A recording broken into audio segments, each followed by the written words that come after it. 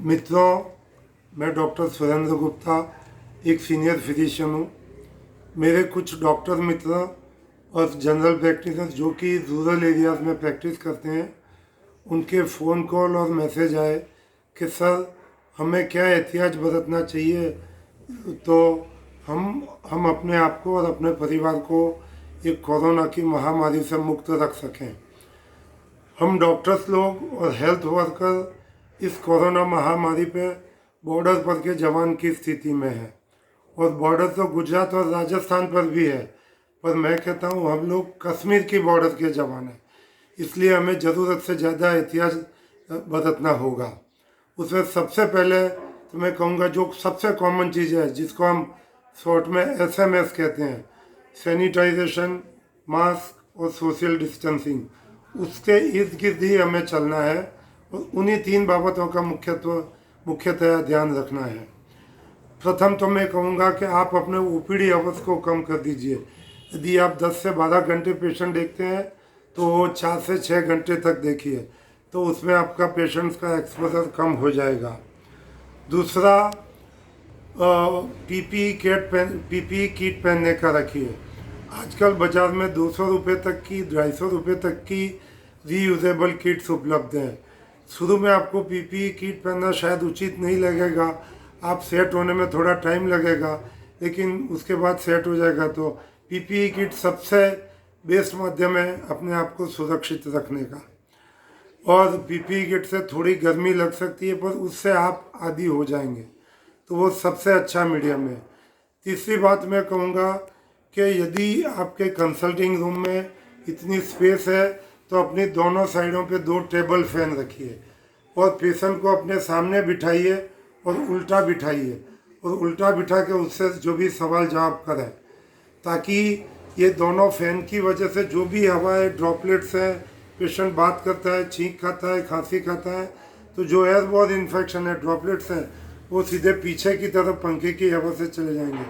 और पीछे की तरफ कोई विंडो या गेट ओपन हो, ऐसी परिस्थिति हो तो वो और भी उत्तम बात रहेगी।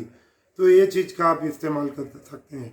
चौथा मैं कहूँगा कि आप स्टेथोस्कोप का हो सके वहाँ तक इस्तेमाल ना करें, और स्टेथोस्कोप का इस्तेमाल करना पड़े तो जैसे मैंने खुद ने किया है, ऐसे 2 स्टेथोस्कोप को आप कनेक्ट करके करीब 1 मीटर की लंबाई तक का स्टेथो बना सकते हैं। उस स्टेथोस्कोप का पेशेंट को उल्टा बिठा के इस्तेमाल करें। आप उसके हार्ट तक भी ऑस्कल्टेट कर सकते हैं और बैक भी ऑस्कल्टेट कर सकते हैं। तो स्टेथोस्कोप का मिनिमम इस्तेमाल करें, और ज़रूरत पड़े तो 2 स्टेथोस्कोप को कनेक्ट करके उसका इस्तेमाल करें, तो वो भी आपके लिए बड़ा सेफ रहेगा। 5वीं बाबत कि बहुत पेशेंटों को अपने यहाँ इकट्ठे ना करें, उनको बाहर बिठा के रखिए। उसमें भी खास करके जो बुखार, खांसी, सर्दी, गले में दर्द वाले पेशेंट हैं, उनको एक अलग ही रखा जाए तो वो सबसे अच्छा रहेगा। फिर दूसरा, इतनी बातों के बाद आप और ज़्यादा केयर करना चाहे तो एक प्लास्टिक का ट्रांसपेरेंट पर्दा पेशेंट और आपके बीच में रख सकते हैं। वो पर्दे के थ्रू आप ऑस्कल्टेट करना चाहें अपने डबल स्टेथोस्कोप से तो वो भी कर सकते हैं, पर प्लास्टिक का बैरियर होगा ट्रांसपेरेंट, तो पेशेंट दिखेगा, उसको भी सेटिस्फेक्शन होगा और आप उससे बात भी कर पाएंगे। तो ये भी एक अच्छा मीडियम रहेगा, इसका भी आप इस्तेमाल कर सकते हैं। उसके बाद मैं कहूँगा कि BP चेक करें तो मैनुअल BP चेक ना करें, उसके लिए आप डिजिटल BP का इस्तेमाल करें तो आपका पेशेंट से कांटेक्ट कम हो जाएगा।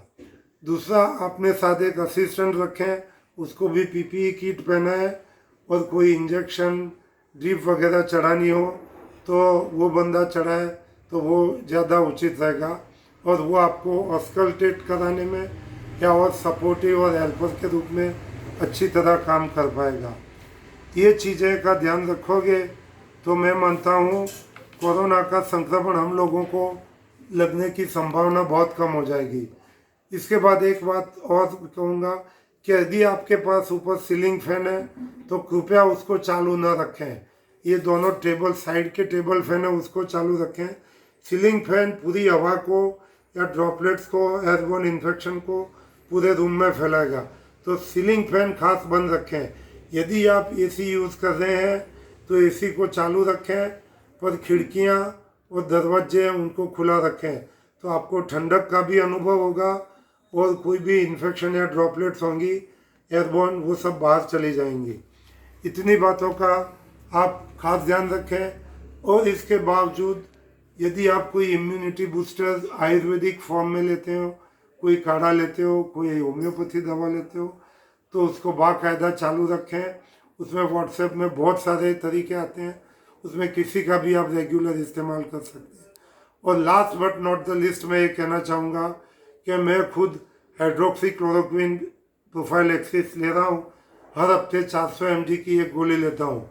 वो भी कुछ लोग या इंटरनेशनल लेवल में इसके ये डिबेटेबल चीज़ है, पर मैं खुद ले रहा हूँ, मेरे स्टाफ को दे रहा हूँ।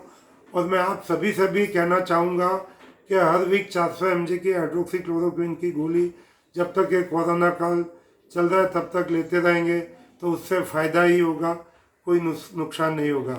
तो मित्रों, इतनी बातों का आप ध्यान रखेंगे तो मैं मानता हूँ अवश्य ही आप अपने आप को और आपके परिवार को कोरोना से संपूर्णतः सुरक्षित रख पाएंगे।